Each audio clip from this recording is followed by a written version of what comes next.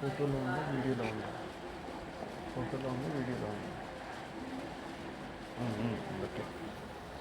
దేవుని పరిశుద్ధ నామానికి మహిమ చెల్లిస్తూ తిరిగి మనం వాక్యం ధ్యానం చేసుకోవటానికి దేవుడు మనకు కృపనిచ్చాడు.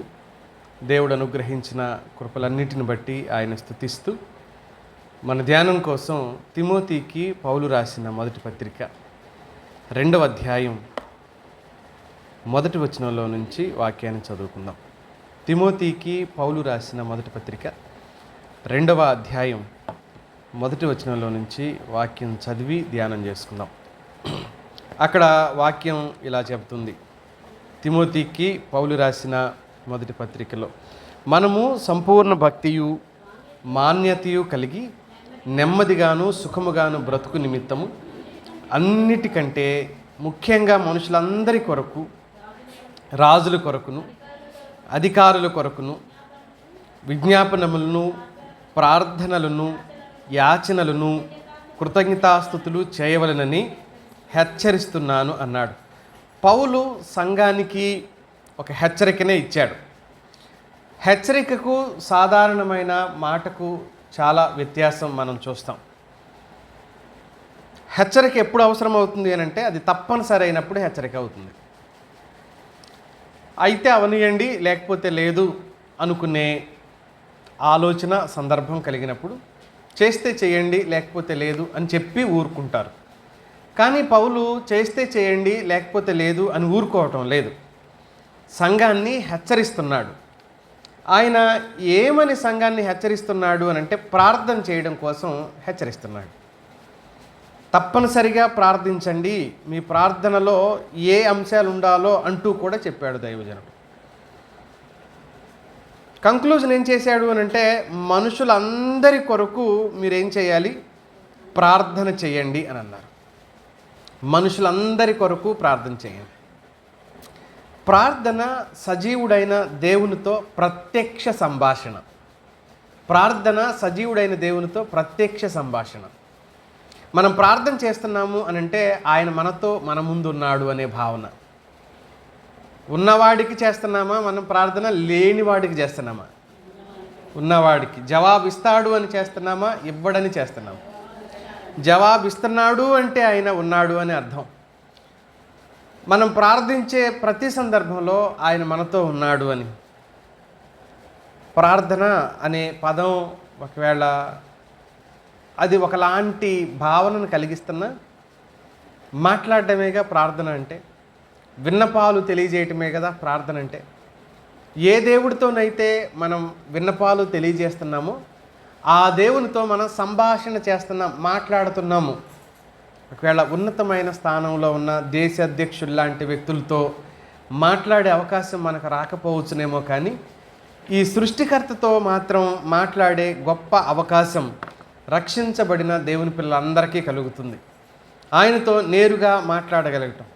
ప్రార్థన ద్వారా విశ్వాసులు దేవునిపై ఆధారపడటాన్ని తెలుపుతుంది. ఇతరుల కోసం ఒక ఆత్మీయుడు మధ్యవర్తిత్వం చేస్తున్నాడు ప్రార్థనలో. ఆత్మీయుడు ప్రార్థనలో దేవుని దగ్గర మధ్యవర్తిత్వం చేస్తున్నాడు. మధ్యవర్తిత్వం పాత నిబంధనలో ఎవరు చేశారు అని అంటే ప్రధాన యాజకుడు చేసేవాడు. హై ప్రీస్ట్ మాత్రమే ప్రజలకు దేవునికి మధ్యలో నిలబడి ప్రజల సమస్యలు దేవునికి, దేవుని విషయాలు ప్రజలకి చెబుతూ మధ్యవర్తిత్వం చేసేవాడు ఆయన. కానీ ఇప్పుడు కొత్త నిబంధనలోకి వచ్చిన తర్వాత ప్రతి ఆత్మీయుడికి ఈ బాధ్యతనిచ్చాడు దేవుడు. పేతురు రాసిన మొదటి పత్రిక 2వ అధ్యాయం 9వ వచనంలో ఇలా చదువుతాం. రాజులైన యాజక సమూహము దేవుని సొత్తైన ప్రజలం మనం అన్నాడు ఆయన. మనం ఎవరమంటే యాజకులుగా దేవుని వాక్యం అభివర్ణిస్తుంది ఆత్మీయుడిని. అంతే, ఈ యాజకుడు ఏం చేస్తున్నాడు అని అంటే మధ్యవర్తిత్వం చేస్తున్నాడు. ఈ యాజకుడు మధ్యవర్తిత్వం చేస్తున్నాడు. ఈ మాట మనం చాలా స్పష్టంగా దేవుని వాక్యంలో అనేక సందర్భాల్లో చదువుతాం. హెబ్రీయులకు రాసిన పత్రిక 9వ అధ్యాయంలో మనం ఈ మాటను చూడొచ్చు.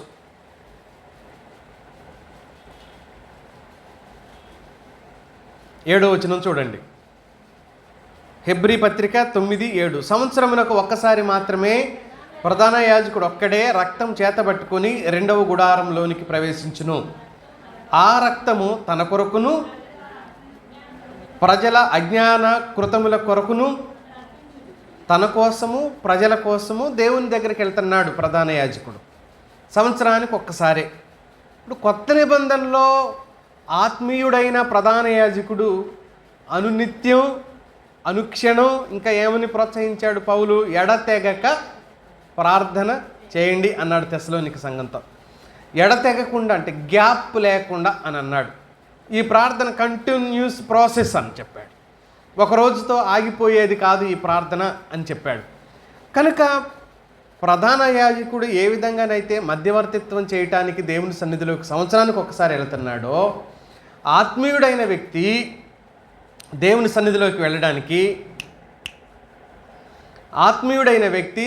సన్నిధిలోకి వెళ్ళడానికి అనునిత్యం సిద్ధపడవలసిన వాడే.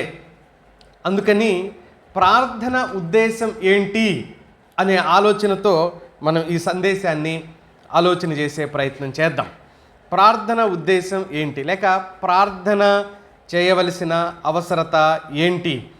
ఉద్దేశం మనం ముందే ఆలోచన చేసినట్లుగా, నువ్వు మధ్యవర్తివి కాబట్టి నువ్వు ప్రార్థించాలి. నువ్వు దేవునికి ప్రజలకి మధ్యవర్తివి. రెండవది, దేవునితో ప్రత్యక్ష సంభాషణ నీ ద్వారా జరుగుతుంది కాబట్టి నువ్వు ప్రార్థన చేయాలి. నువ్వు ఒక చదువు ఉన్న వ్యక్తి కావచ్చు, లేకపోయిన వ్యక్తి కావచ్చు, ధనము, అందము, భౌతిక సంబంధమైన ప్రత్యేకంగా నోటీస్ చేయవలసిన విషయాలు మన దగ్గర ఉండవచ్చు, లేకపోవచ్చు. కానీ దేవునితో ముఖాముఖి సంభాషణ చేసే ఆ యోగ్యత, అర్హత, ఆ స్థితిని నీకు మాత్రమే ఇచ్చాడు దేవుడు. ముఖాముఖి సంభాషణ నీకు మాత్రమే ఇచ్చాడు. ఇతరుల కోసం మధ్యవర్తిత్వం చేసే భాగ్యాన్ని నీకు మాత్రమే ఇచ్చాడు. కనుక ఇది సరైన రీతిలో అర్థం చేసుకోగలిగితే ప్రార్థన కేవలం అవసరం కాదు, అది బాధ్యత అని కూడా చెబుతుంది దేవుని వాక్యం. ప్రార్థన చేయటం బాధ్యత. బాధ్యతలు ఎవరైనా సరిగ్గా నిర్వర్తించకపోతే మన కుటుంబం ఒక వ్యవస్థ, కంపెనీ లాంటిదే. కంపెనీలో ప్రతి ఒక్కళ్ళు సరిగ్గా చేయకపోతే ప్రొడక్ట్ బయటికి రావటం కష్టమైపోద్ది.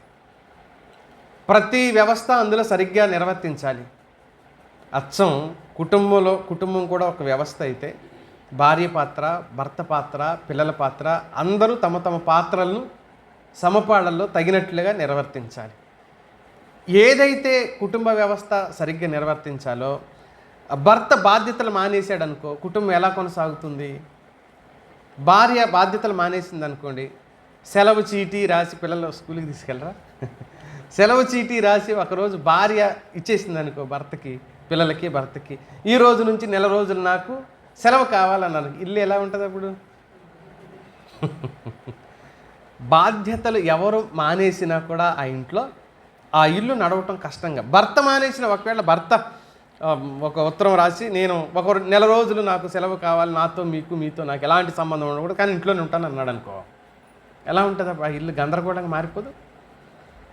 బాధ్యతలు విస్మరించినప్పుడు సమస్యలు ఎలాగ ఉంటాయో, ఆత్మీయుడికి కూడా ఒక బాధ్యతనిచ్చాడు దేవుడు. ఆ బాధ్యత ప్రార్థన చేయడానికి, ఒక మధ్యవర్తిగా ఆ బాధ్యతనిచ్చాడు. ఒకవేళ అది సరైన రీతిలో మనం చేయకపోతే కూడా సమస్యలకు కారణం మనమే అవుతాం అన్న విషయాన్ని మనం అర్థం చేసుకోవాలి. 3 తలంపులు నేను మీ దృష్టికి తీసుకొని వస్తా. మొదటి తలంపు ఏంటంటే, పాత నిబంధన ఉదాహరణలు ఎలా ఉన్నాయి?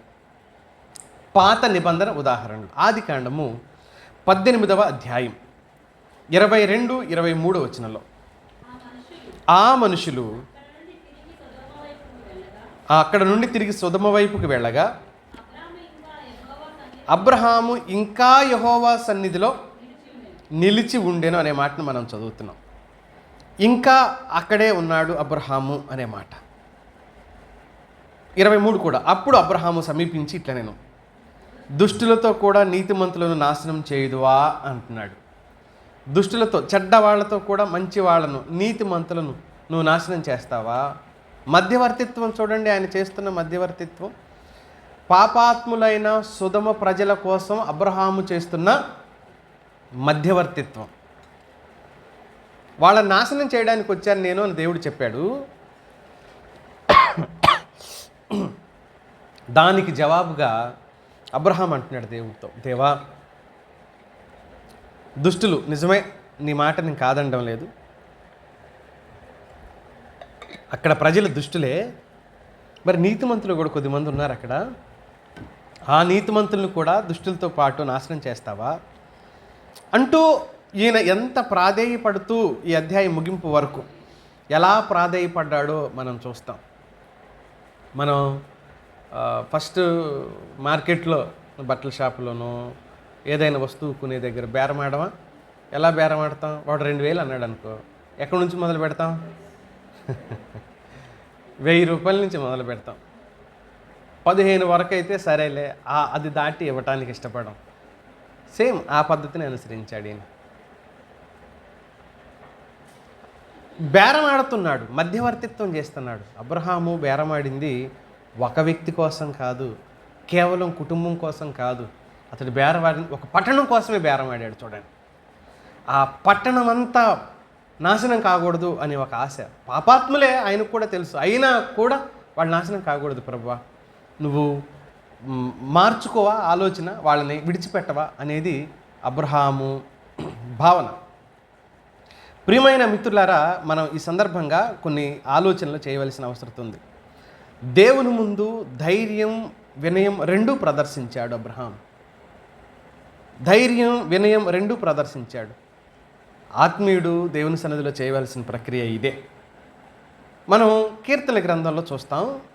కీర్తనల్లో ముఖ్యంగా మనకు దావీదు ఎక్కువగా జ్ఞాపకానికి వస్తాడు. దావీదు ప్రస్తావనలు, లేకపోతే దావీదు ప్రార్థనలు, లేకపోతే దావీదు చేసిన విజ్ఞాపనలు మనకు కీర్తనల్లో బాగా జ్ఞాపకానికి వస్తాయి.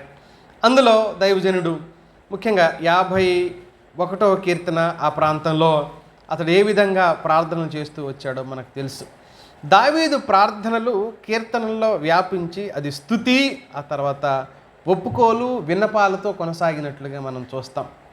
స్తుతిస్తాడు, పాపాన్ని ఒప్పుకుంటాడు, విన్నపాలు చేస్తాడు.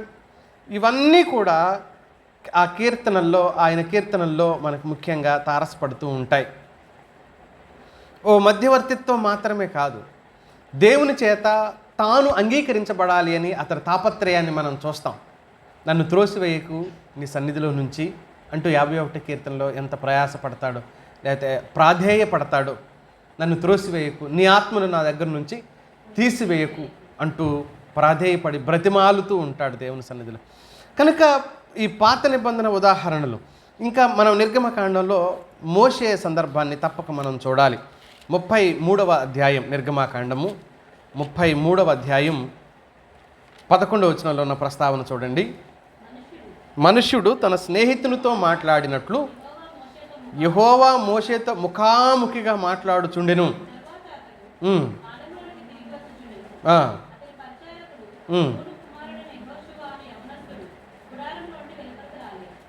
ఇక్కడ మోషేతో పాటు యెహోషువ కూడా ఉన్నాడంట. అక్కడ మోషే దేవునితో మాట్లాడి పాళెంలోకి వచ్చి ప్రజలతో ప్రభు ఏం చెప్పాడు అన్న విషయాన్ని ప్రజలతో చెప్పడానికి పాళెంలోకి వస్తున్నాడు. కానీ యెహోషువ ఏం చేశాడు అని అంటే, మోషే పని మీద వెళ్తున్నాడుగా, నాకేం పని లేదు, నేను దేవుని సన్నిధిలోనే ఉండాలి అనుకున్నాడేమో.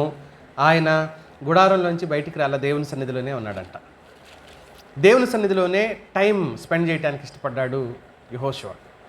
ప్రియమైన మిత్రులారా, పాత నిబంధన అక్షరార్థమైన సంబంధమైన స్థితి కలిగి ఉన్న ఆ కాలంలోనే దేవుని పట్ల వాళ్ళ వైఖరి ఎంత స్పష్టంగా ఉందో మనం చూస్తాం. దేవునితో ముఖాముఖిగా మాట్లాడిన సందర్భాలు. భౌతిక సంబంధమైన భక్తి వాస్తవానికి వాళ్ళది. నేను అందుకే అన్నాను, వాళ్ళది మెటీరియలిటిక్ వర్షిప్, ఆ వస్తు సంబంధమైన ఆరాధన, వస్తు సంబంధమైన భక్తి చేసి చూపించటాలు. అంతరంగం అంతగా ప్రస్తావించబడలేదు. అయినా కొత్త నిబంధనలో కంటే కూడా పాత నిబంధనలో అంతర్లీనంగా ఆ విషయాలు ఉన్నాయి. దేవుని ఎదుట వారి యొక్క వాస్తవిక స్థితి. 3వ వ్యక్తిని నేను జ్ఞాపకం చేస్తా. దానియేలు గ్రంథంలో 6వ అధ్యాయం 10వ వచనంలో చదువుతాం. దానియేలు గ్రంథం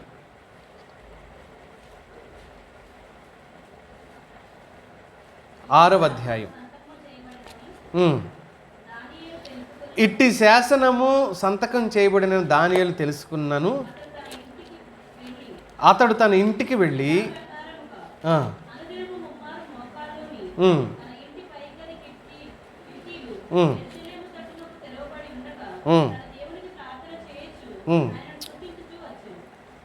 ఇక్కడ దానియేలు బెదిరింపులకు గురయ్యాడు.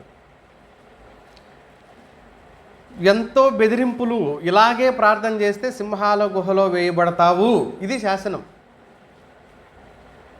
ఆ శాసనం చేయబడిన తర్వాత కూడా, ఆ శాసనం చేయబడిందని తెలుసుకున్న తర్వాత కూడా భక్తుడు దానియేలు బెదిరింపులకు గురైనా కూడా ప్రార్థన మాత్రం మార్చుకోలేకపోయాడు. క్రమశిక్షణ అలవాటు స్థిరపరచుకున్నాడు ఆయన. అతని క్రమశిక్షణ ఎంతో ఉన్నతమైందిగా, రోజువారీ ప్రార్థన యొక్క క్రమశిక్షణ మార్చుకోలేకపోయాడు. పాత నిబంధన ప్రదేశాలు, పురావస్తు నిర్ధారణలు ఈ చరిత్ర సందర్భాన్ని ధృవీకరిస్తున్నాయి. ఇది జరిగింది అని చెప్పడానికి పురావస్తు పరిశోధకులు చెప్తూ ఉన్నారు. మిత్రులారా, ఈరోజు వాళ్ళకి మనకి వ్యత్యాసం ఏంటంటే, నేను చెప్పదలుచుకున్నది ఏంటంటే, నిన్నెవరైనా నువ్వు ప్రార్థన చేస్తానంటే సింహాల గుహలో పడేసేవాళ్ళు ఉన్నారా? పోనీ మన ఇంట్లో వాళ్ళు ఎవరైనా నువ్వు ప్రార్థన చేస్తే నిన్ను అధికారులకు అప్పగిస్తానని చెప్పేవాళ్ళు ఉన్నారా?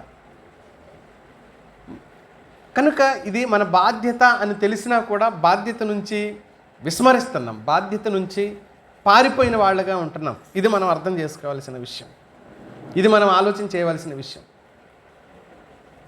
రెండవ విషయాన్ని జ్ఞాపకం చేస్తా, యేసుక్రీస్తు ప్రభువారి బోధన, ప్రార్థన గురించి ఆయన ఏం బోధించారో ఒకసారి చూద్దాం. ప్రభువారి బోధన 6వ అధ్యాయం మత్తయి రాసిన సువార్తలో ప్రభువారు మాట్లాడిన సందర్భాన్ని 9వ వచనం నుంచి చూద్దాం. కాబట్టి మీరు ఇలాగూ ప్రార్థన చేయుడి. ఈ ప్రార్థనే చేయుడి అనలేదు, బాగా చదవండి అక్కడ. కాబట్టి నేను చెప్పినట్టుగా ప్రతిసారి పరలోకమందున్న మా తండ్రి అని చెయ్యండి అనలేదు ప్రభు. మరి ఏమన్నాడు? ఇలాగ చెయ్యండి అన్నాడు. అంటే నమూనా, ఎగ్జాంపుల్ ప్రేయర్ అంటాం దాన్ని. యేసుక్రీస్తు ప్రభువారు చెప్పిన ఈ ప్రార్థన ఎగ్జాంపుల్ ప్రేయర్ అంటారు, మాదిరి ప్రార్థన అని అంటారు. మరి మీరు చూసారా లేదా? నేను ఒక కరపత్రిక రాసా ఎప్పుడో 18 సంవత్సరాల క్రితం ఈ ప్రార్థన మీద కరపత్రిక. మరి ఎంతమంది చూశారో, చాలా వివరం అందులో చూస్తాం. ఇది ఎందుకు చేయరో, మనం ఎందుకు చేయమో కూడా నేను అందులో రాసి, చేయవలసిన అవసరం ఎందుకు లేదో కూడా నేను అందులో రాసి, చేస్తే ప్రార్థన ఎలా చేయాలో కూడా ఆ కరపత్రికలో నేను రాయటం జరిగింది. ప్రభు ఏమంటున్నాడు? ఈ ప్రార్థనే అనలేదు కదా, చదవండి. కాబట్టి మీరు ఇలాగూ ప్రార్థన చేయుడి, ఇలా చేయండి ప్రార్థన అన్నాడు. యేసుక్రీస్తు ప్రభువారు ఆయన శిష్యులకు ఒక నమూనా ప్రార్థన చెప్పాడు. ఇలా చెయ్యండి, ఇలా చెయ్యండి అంటూ ఆ నమూనా ఏంటో కింద చాలా విషయాలు చెప్పాడు. ప్రార్థన భక్తి, అలాగే ప్రార్థనలో భక్తి దేవుని మీద ఆధారపడడం, దేవుని నుంచి క్షమాపణ పొందుకోవటం, దేవుని రాజ్య ప్రణాళికలకు లోబడ్డం, ఈ ప్రార్థన మనకు తెలియజేస్తుంది అనమాట. మళ్ళీ చెప్తా, ఈ ప్రార్థన మనకి నేర్పే సత్యం 15 వచనం వరకు ఉంటుంది, 9 నుంచి. మనకేమి నేర్పిస్తుంది ఈ ప్రార్థన అంటే, ప్రార్థనలో భక్తి ఉండాలి అని, దేవుని మీద ఆత్మీయుడు ఆధారపడాలి అని, క్షమాపణ దేవుని సన్నిధిలో కోరాలి అని, దేవునికి రాజ్య ప్రణాళికలు ఉన్నాయి, లేక పరలోక రాజ్యానికి కొన్ని ప్రణాళికలు ఉన్నాయి. ఆ ప్రణాళికలకు లోబడి ఆత్మీయుడు బ్రతకాలి అని చెప్పకనే చెబుతుంది ఈ పరలోక ప్రార్థన అని చెప్పబడుతున్న ప్రార్థన, శిష్యులకు ప్రభు నేర్పిన ప్రార్థన. ఉద్దేశాన్ని పక్కన పెట్టేసి ప్రతిసారి దీన్ని వల్లించుకుంటూ పోతే ఏం ప్రయోజనం?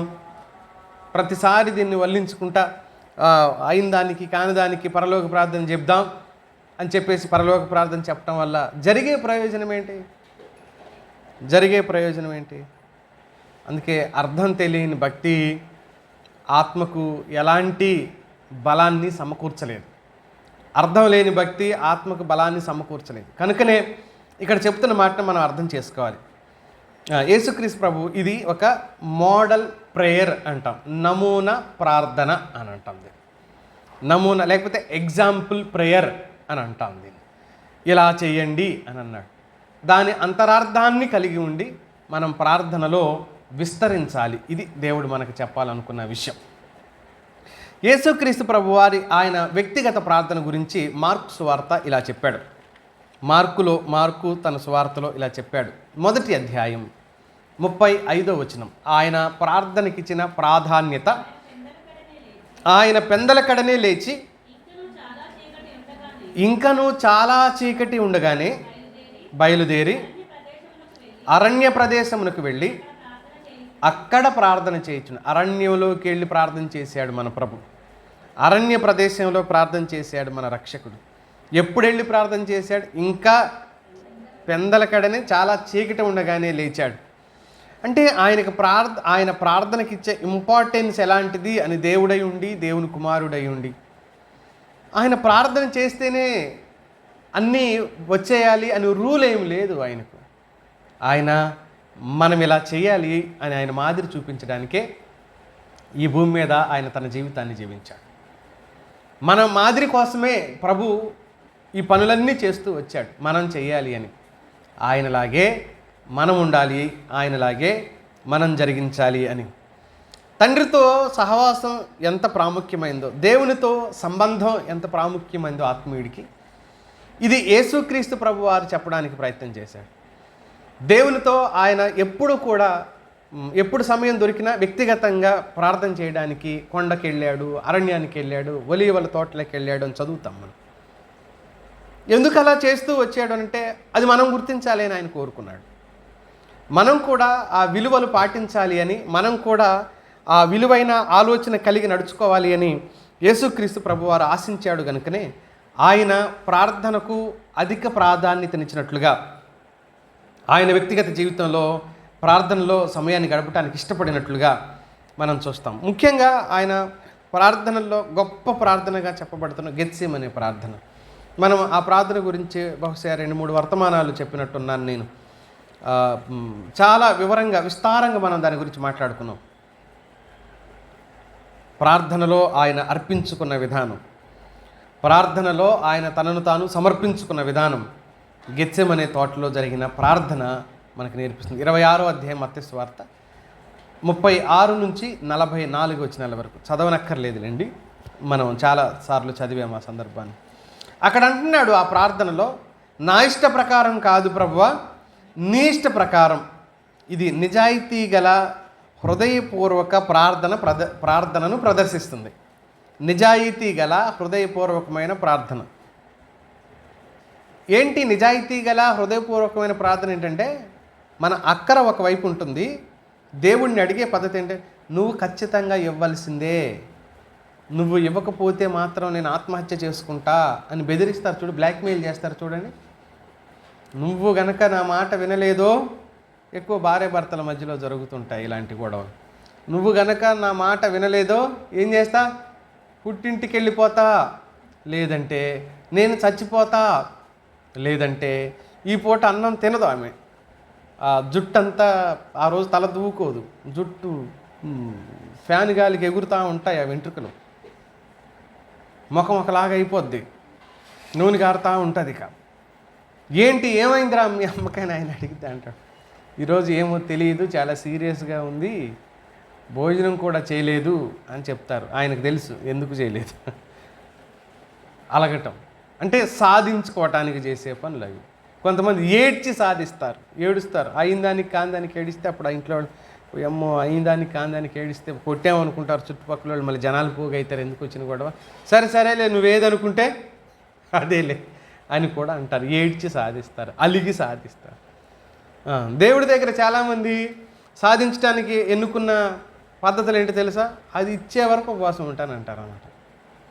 ఏదైతే అనుకుంటామో అది ఇచ్చే వరకు ఏం చేయాలి? ఉపవాసం ఉండాలి. బలవంతపు ఉపవాసం అన్నమాట. ఇది బలవంతంగా దేవుడితో పని చేయించటం. అది ఆయన చిత్తమో కాదో గుర్తించకపోయినా, అది ఆయన చిత్తమో కాదో అర్థం చేసుకోకపోయినా, బలవంతంగా నువ్వు అది చేస్తావా చేయవా, చేసే వరకు ఉపవాసం ఉంటా. అప్పుడు దేవుడు దయతో మరి చచ్చిపోయేలాగుంది, అడుగుతూ ఉంది, తిండి తింటా మానేసింది, చాలా రోజులైంది, సరేలే చచ్చిపోయేలాగా ఉందని చెప్పి చేద్దాంలే. దానివల్ల నీకు నష్టం అన్న సంగతి ఆయనకి తెలుసు. అందుకని నిజాయితీ గల ప్రార్థన ఎలా ఉండాలి అంటే, యేసుక్రీస్తు ప్రభు అంటున్నాడు, ప్రభువా ఇది నాకు వద్దు, ఇది నా దగ్గర నుంచి తొలగించు అన్నాడు ఒకటి. రెండోది ఏమన్నాడు, అయినా నా ఇష్టం కాదు, నీ చిత్తమే, నీ ఇష్టమే, నువ్వు ఒకవేళ ఇది నాకు ఉంచి తాగమంటే తాగేస్తాను, ఒకవేళ నీకు ఇష్టమై తొలగిస్తేనేమో తొలగించేసేయి, నువ్వేమనుకుంటే అది చెయ్యి అని దేవుని సన్నిధిలో ప్రార్థన చేశాడు. దాన్ని నిజాయితీ అంటాం. మరి దేనికి అలాంటి ప్రార్థనలు చేయొచ్చు? ఒక వ్యక్తి మారు మనసు పొందాలి. ఇప్పుడు మన ఇంట్లో భార్యను, భర్తను, పిల్లలో మారు మనసు పొందాలి. ఇప్పుడు వాడి దగ్గర ఇలా చేయొచ్చా? ఏమని, ప్రభా నీకు ఇష్టమైతే వీడిని మార్చు, లేకపోతే మార్చబోకు, అది ఉందా బైబిల్లో? అలాంటిది ఉంటుందా? సెన్స్ ఉపయోగించాలి. అందుకనే నేను అన్నది, అందరూ అంతటా మారు మనసు పొందాలి, అది రూల్, దేవుని నిర్ణయం అయిపోయింది. వాటి కోసం కాదు, ఖచ్చితంగా అతడు మారాలి ప్రభా అని ప్రార్థన చేయటంలో, ఆమె మారాలి, మా కొడుకు మారాలి, భర్త మారాలి అనడంలో తప్పేం లేదు. మనం ఆయన నుంచి పొందుకునేవి ఏవైతే ఉంటాయో, మన అక్కరలు, మన అవసరతలు, వాటి విషయంలో పనిగట్టుకొని విసిగించకూడదు దేవుణ్ణి అంటున్నాను నేను. యేసుక్రీస్తు ప్రభు ఎంత ఆదర్శంగా చేశాడు చూడండి. నా చిత్తం కాదు, నీ ఇష్టమే, నీ చిత్తమే అని చెప్పాడు. నాకంటూ ఒక ఇష్టం లేదు, నీ ఇష్టం. దేవుడు ప్రేమతో, దయతో మనకి ఏది ఇచ్చినా స్వీకరించేలాగా ఉండాలి. నేను ఆదివారం చెప్పాను కదా, పాస్టర్కి ఆరోగ్యం బాగాలేకపోతే, ఆదివారం అంతకుముందు వారం ఎప్పుడో చెప్పాను, ఏదైనా మంచిదే, ఏదైనా దాన్ని భరించడానికి, తట్టుకోవడానికి కూడా మనకి శక్తి ఎవరివ్వాలి? దేవుడే ఇవ్వాలి.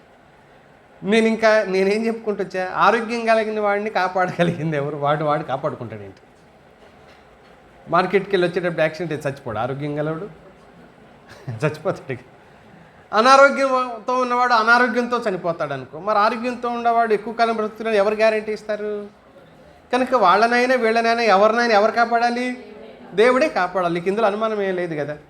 కనుక అప్పగించుకోవటం అని అంటాం దాన్ని. దేవుడా నీ ఇష్టం, నువ్వేం చేస్తే అది, నువ్వు ఎలా డిజైన్ చేసావో నా లైఫ్ని అలాగే కొనసాగాలి, దాంట్లో నుంచి నేను తప్పుకోకుండా ఉండటం కోసం నన్ను నిలబెట్టమని అడగాలి. మన లైఫ్ని మనం డిజైన్ చేసుకుని ఈ భూమి మీదకి రాలేదు, అవునా కాదా? అవును. మనం డిజైన్ చేసుకుంటే ఎలా డిజైన్ చేసుకుంటే చెప్పండి, ఇద్దరు చెప్పండి. ఫస్ట్ ఒక కలెక్టర్ ఇంట్లో పుట్టాలి, అంతే కదా. మరి ఒక కలెక్టర్ ఇంట్లో పుట్టాలి, మళ్ళీ నేను కలెక్టర్ అయిపోవాలి, అది కదా డిజైన్ చేసుకోవటం అంటే. కానీ మన లైఫ్ మనం డిజైన్ చేయాల, దేవుడు డిజైన్ చేశాడు. నువ్వు ఇలా ఉంటూనే ఆయన మహిమపరచగలవని. ఇప్పుడు నువ్వున్న స్థితిలోనే ఉండి ఆయన నువ్వు మహిమపరచగలవు, మహిమపరచాలి అని ఆయన డిజైన్ చేశాడు. కనుక దాన్ని దాటిపోకుండా మన జీవితం ఆయన డిజైన్ చేసిన దాంట్లోంచి దాటిపోకుండా ఉండటం కోసం ఆయన చిత్తానికి అప్పగించుకోండి. యేసుక్రీస్తు ప్రార్థనలో అలాగే అప్పగించుకున్నాడు. నా ఇష్టం కాదు, నీ ఇష్టమే. నిజాయితీగా ప్రార్థించటం దేవుని సన్నిధిలో, నిజాయితీగా కనిపెట్టడం దేవుని సన్నిధిలో ఒక ఆత్మీయుడు కలిగి ఉండవలసిన ముఖ్యమైన విధానం ఇది. మూడో విషయాన్ని నేను జ్ఞాపకం చేస్తా. అపోస్తలుల బోధనలు లేకపోతే అపోస్తలుల బోధలో ప్రార్థనకి వాళ్ళు ఇచ్చిన ప్రాధాన్యత చాలా గొప్పగా చూస్తాం మనం. అపోస్తల కార్యగ్రంథం 2వ అధ్యాయం 42వ వచనంలో వారు మాట్లాడుతున్న సందర్భాన్ని చూడండి. వీరు అపోస్తలుల బోధ యందును, సహవాసమందును, రొట్టె విరుచుట యందును, ప్రార్థన చేయుట యందును ఎడతెగక యుండిరి అనే మాటను చదువుతాం. ఆ మాట చాలా బాగుంటుంది కదా. ఎడతెగక అంటే గ్యాప్ ఇవ్వట్లేదు వాళ్ళు అని. ఈ 4 పనులు జరిగించడానికి గ్యాప్ ఇవ్వడం లేదు, కంటిన్యూస్ ప్రాసెస్ అవుతుంది వాళ్ళకి. అది కొనసాగింపుగా ఆ ప్రక్రియని వాళ్ళు జరిగిస్తున్నారు, ఆపడం లేదు, సెలవు తీసుకోవడం లేదు. అపోస్తలుల బోధ, సహవాసం, రొట్టె విరుచుట, ప్రార్థన చేయటంలో తమ్మును తామే అంకితం చేసుకున్నారు. నాటి భక్తులు ప్రార్థన చేయటానికి అంకితం చేసుకున్నారు. వాళ్ళు విసిగిపోలేదు మిత్రులారా, అందులో ఆనందించారు. ఇందాక నేను అన్నాను, తెస్సలోనిక మొదటి పత్రిక 5:17లో, తెస్సలోనిక మొదటి పత్రిక 5:17లో ఎడతెగక ప్రార్థన చేయుడి అన్న పదాన్ని, కనుక గ్యాప్ ఇవ్వకండి అన్నాడు. ఇక్కడ కూడా అదే పదం వాడతాడు. ఏమని? ఎడతెగక అన్నాడు కదా. ఎడతెగకుండా ప్రార్థన చేయండి. పౌలు మరో సందర్భంలో కూడా చెప్పాడు. ఫిలిప్పీ పత్రిక 4వ అధ్యాయంలో ఇలా అన్నాడు. 6వ వచనం చూడండి.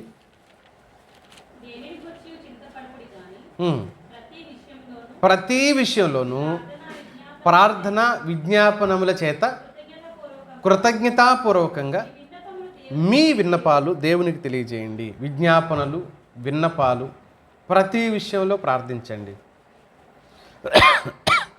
ప్రతి విషయంలో ప్రార్థన చేయండి. దేవునికి మిమ్మల్ని మీరు అప్పగించుకోండి అని పౌలు చెప్పడానికి చేసిన ప్రయత్నం మనం చూస్తాం. అపోస్తలులు ఉన్నతమైన స్థానంలో ఉన్న ప్రార్థించే విషయంలో వెనకడుగు వేయలేదు. దైవ ప్రత్యక్షత కలిగిన వాళ్ళు అయ్యుండి కూడా ప్రార్థన దగ్గర వెనక్కెళ్ళలేదు. వాళ్ళు చాలా బలమైన ప్రార్థనలు చేశారు. అంకిత భావంతో వాళ్ళు ప్రార్థనలు చేశారు.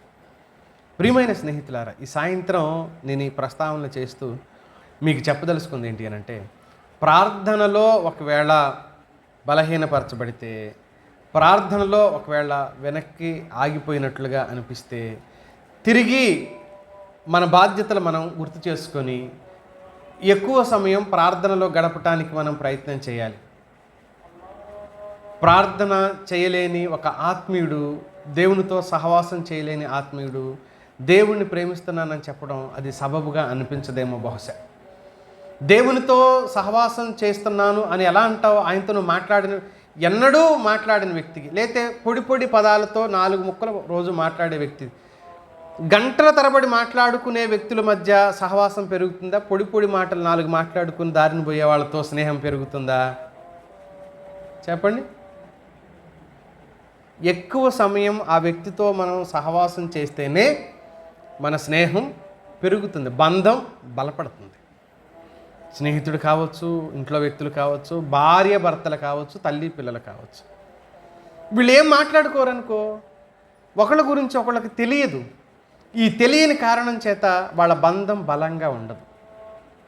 అందుకనే ప్రభువుతో నువ్వు మాట్లాడకపోతే, ప్రభువుతో సహవాసం చేయకపోతే, నువ్వు ఆయనతో సమయం గడపకపోతే ఆయనతో నీకు బంధం ఉండదు. ఆ కారణం చేత నువ్వు సరిగ్గా ప్రార్థన చేయలేకపోతున్నావు అని అర్థం అనమాట. కనుక ప్రార్థనలో మరింతగా ఆయనకి సమీపంగా చేరగలిగితే నీతో ఆయనతో నీకు మన బంధం పెరుగుతుంది, బలపడుతుంది. ఆ కారణం చేత ఆయనలో మరింత ముందుకుని వెళ్ళగలుగుతాం. చాలామంది ఏమనుకుంటారు అని అంటే, నేను అబద్ధం ఆడట్లేదు, దొంగతనం చేయట్లేదు, మోసం చేయట్లేదు, ఇంకేదో పాపాలు చేయట్లేదు, కాకపోతే ప్రార్థన ఏదో ఒక 2 నిమిషాలు చేసుకొని ఊరుకుంటా అని ఆత్మ సంతృప్తి చెందుతున్నావు అని అంటే, నువ్వు ఆయనతో సహవాసం చేయట్లేదు, ఆయన గురించి నీకు తెలియట్లా, ఆయన కూడా తన అభిప్రాయాలు ఏమి నీకు చెప్పట్లేదు. ప్రార్థనలో సమయం గడపటం మనం అనుకోవాలి, ఈరోజు నాకు సమయం దొరికింది, ఇంట్లో పనులు కూడా తొందరగా అయిపోయినాయి, ప్రత్యేకంగా ప్రార్థనకు ఒక అరగంట, 1 గంట సమయాన్ని కేటాయించుకోవాలి, ప్రార్థనలో కనిపెట్టాలి ఈరోజు అనే భావన మనకు రాకపోతే, ఆ ఆశ మనలో కలగకపోతే మనం ఎంత దౌర్భాగ్యంలో మిగిలిపోతామో తెలుసా? మనల్ని మనం మోసం చేసుకుంటాం. ప్రభుతో సంబంధం ఉంది అని భ్రమలో బ్రతుకుతాం తప్ప, ఆ బంధం, ఆ సంబంధం అది స్థిరమైంది, నిజమైంది కాకపోతే ఎంత నష్టం జరుగుతుందో ఆలోచించేయండి మిత్రులారా. దానివల్ల ఆత్మీయుడు ఎంతగా నష్టపోతాడో, ఆత్మీయ జీవితంలో ఎంత వెనకబడిపోతాడో ఆలోచించేయండి. అందుకని ఎడతెగక ప్రార్థన అనే పదాలు వాడుతున్నారు. ప్రార్థనకి సమయాన్ని కేటాయించడం గురించి మాట్లాడుతున్నారు. వాస్తవంగా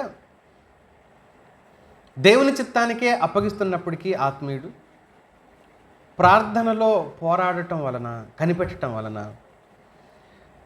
నువ్వు ఏదైతే ఆశిస్తున్నావో అది నీకు ప్రతికూలమే అయినా, ప్రతికూలం అంటే వ్యతిరేకమే అయినా, నువ్వు ఆశించేది నీకు నష్టాన్ని కలుగజేస్తుందని దేవునికి అర్థమైనా, నువ్వు యథార్థ హృదయంతో ప్రార్థన చేసినందువల్ల నువ్వు కోరేది నీకు నష్టం కలగజేసేదైనా కూడా ఆ నష్టాన్ని మేలుగా మార్చగలిగిన వాడు ఆయన. ఆ నష్టాన్ని మేలుగా మార్చగలిగినవాడు. కనుక ప్రార్థనలోనే చాలా విషయాలకు పరిష్కారం మనం పొందుకోగలుగుతాం. పరిష్కారం మాత్రమే కాదు, వ్యతిరేకతలను, ప్రతికూలతలను అనుకూలంగా మార్చుకోగలుగుతాం. అది నీకు వ్యతిరేకమే, అది దేవునికి తెలుసు, కొన్నిసార్లు మనకి కూడా తెలుసునేమో. దాన్ని అనుకూలంగా మార్చగలిగే ఒక అద్భుతమైన కర్మాగారం ఏంటంటే ప్రార్థనా స్థలం, ప్రార్థనా సమయం. కనుక ప్రార్థనకు ఎక్కువ సమయం ఇయ్యని విశ్వాసి బలంగా ఉండలేడు, అతని నిర్ణయాలు కూడా బలంగా ఉండలేవు.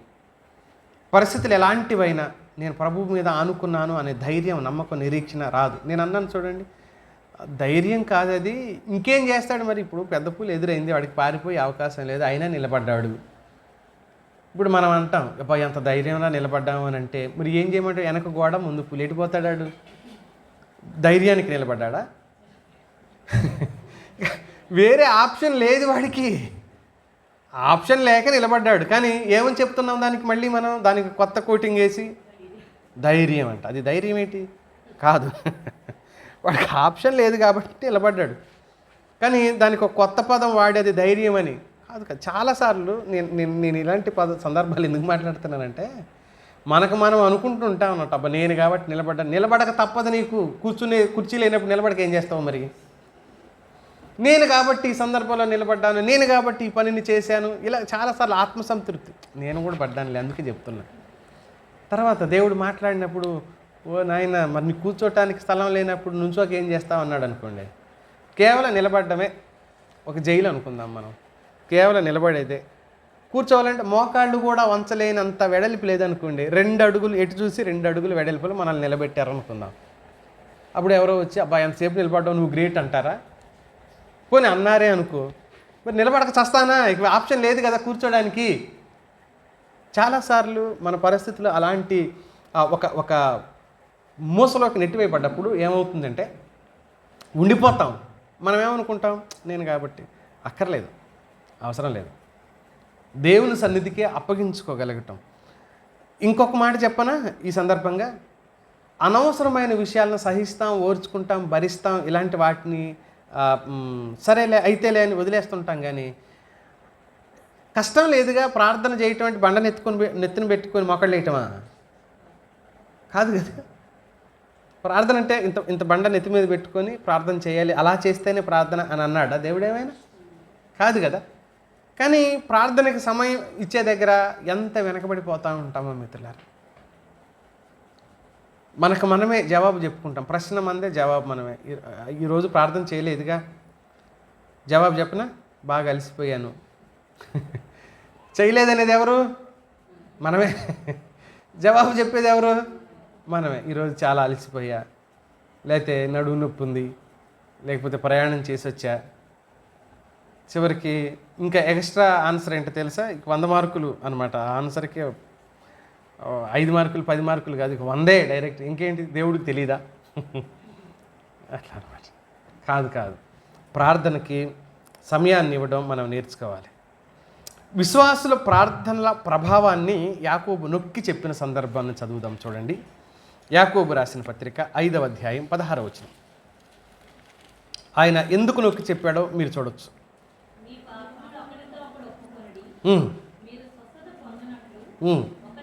మీరు స్వస్థత పొందినట్లు ఒకని కొరకు ఒకడు ప్రార్థన చేయుడి. నీతిమంతుని విజ్ఞాపన మనఃపూర్వకమైనదై బహుబలము గలదై ఉండును అన్నాడు. నీతిమంతుని విజ్ఞాపన మనఃపూర్వకంగా అంగీకరించబడదగింది, అది బలమైంది అని కూడా అన్నాడు.